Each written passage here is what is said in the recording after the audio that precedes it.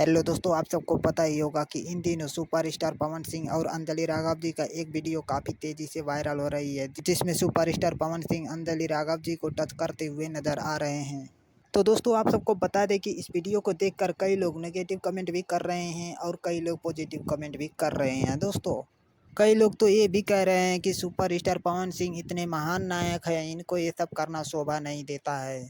और तो और कई लोगों का कहना ये है कि इस वीडियो को चर्चा का विषय नहीं बनाना चाहिए, क्योंकि पावर स्टार पवन सिंह जी ने कोई बुरा काम नहीं किया है। तो दोस्तों, आप सबको क्या लगता है कि पावर स्टार पवन सिंह जी ने बुरा काम किया है या नहीं किया है? इस वीडियो के कमेंट बॉक्स में ज़रूर बताइएगा दोस्तों।